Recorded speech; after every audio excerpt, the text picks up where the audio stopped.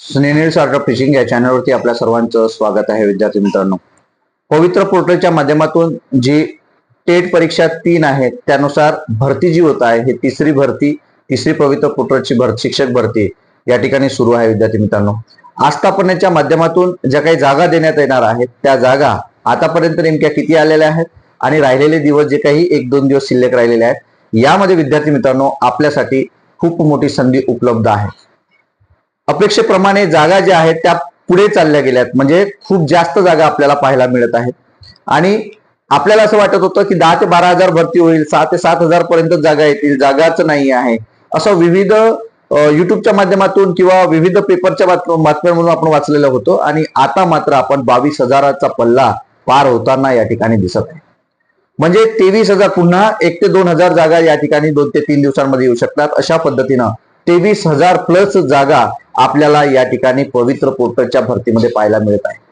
त्यात खाजगी संस्था असतील, त्यात जिल्हा परिषद असतील, त्यात नगरपालिका असतील, त्यात महानगरपालिका, आश्रमशाळा, समाज कल्याण, इतर मागासवर्ग, बहुजन कल्याण विभागाच्या माध्यमातून चालवण्यात येणाऱ्या आश्रमशाळा, अशा विविध शाळा आपल्याला पाहायला मिळत आहेत.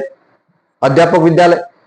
तर विद्यार्थी मित्रांनो या ठिकाणी 23,000 प्लस जागा आपल्याला पाहायला मिळत आहेत. मग यामध्ये मी थंबनेल मध्ये लिहिलेलं आहे की एक चूक तुमची काय नोकरी घालवू शकते, एका चुकीमुळे तुम्हाला नोकरी लागू शकत नाही.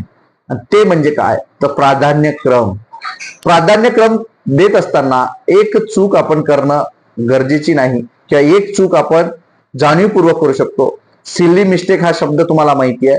त्या चुका या ठिकाणी तुम्हाला कोणीही त्या ठिकाणी चुकीला माफी नाही, कारण हा भाग जो आहे हा सिस्टमचा भाग आहे. तुम्ही प्राधान्यक्रमामध्ये जर चुकले तर तुम्ही कायम चुकले असं तुम्हाला सांगतो आहे. त्यामुळं प्राधान्यक्रम देण्यासाठी आता काही दिवस शिल्लक राहिलेले आहे, कारण 2 दिवसांमध्ये आपल्याला शेवटची तारीख जी आहे आस्थापनाची ती तारीख आपल्याला माहिती आहे.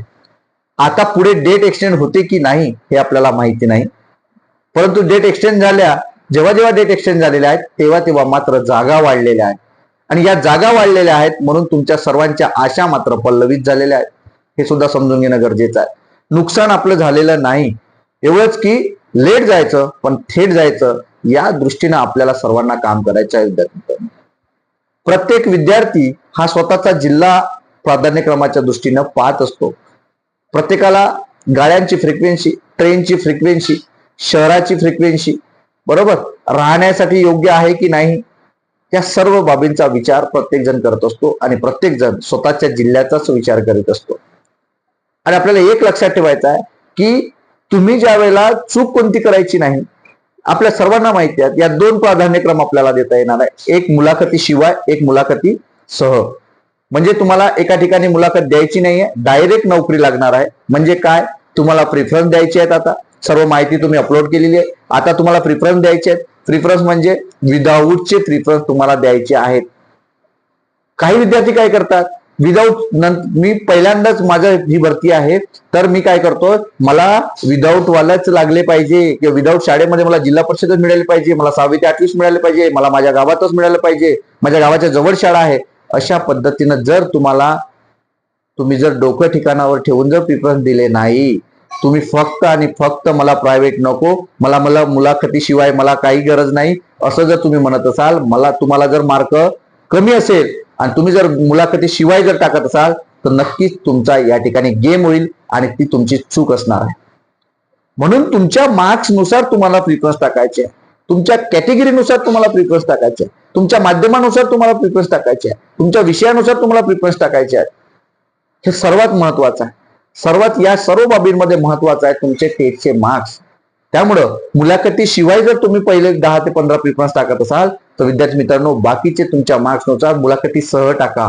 कारण आपला महत्वाचा उद्देश काय की कोणत्याही याच्यात नोकरी मिळवणं, मग ती प्रायव्हेट असो की मग ती गव्हर्नमेंट असो, मग संस्थेत असो की मग ते नगरपालिकेत असो, मग मनपात असो की आश्रमशाळेत असो, आपल्या अंतिम उद्देश काय तर नोकरी.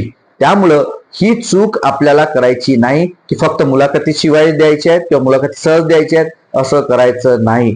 तुम्ही तुमच्या गुणवत्तेनुसार, तुमच्या टेटनुसार, तुमच्या कॅटेगरीनुसार, तुमच्या जे काही गुण आहेत, जे तुमचे माध्यम आहेत, तुमच्या प्रिफरन्सचे याचनुसार द्या तुमच्या भाषा विषय आहेत का, तुम्ही लँग्वेजचे टीचर आहात का, तुम्ही सामाजिक शास्त्राचे आहेत का, तुम्ही सायन्स मॅथचे आहेत, ह्या सर्व जागेचा अभ्यास तुम्हाला करूनच ही प्रिफरन्स द्यायचे आहेत.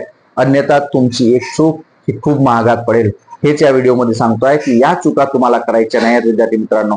जर अशी चूक केली तर नक्कीच तुम्ही बाद व्हाल, तुम्ही बाहेर व्हाल, हे सुद्धा समजून घेणं अत्यंत गरजेचं आहे. हेच आजचं अपडेट होतं. हे अपडेट आपल्याला कसं वाटलं हे नक्की कमेंट बॉक्समध्ये कळवा आणि अशाच अपडेट करता माझ्या या चॅनलला मात्र सबस्क्राईब करा.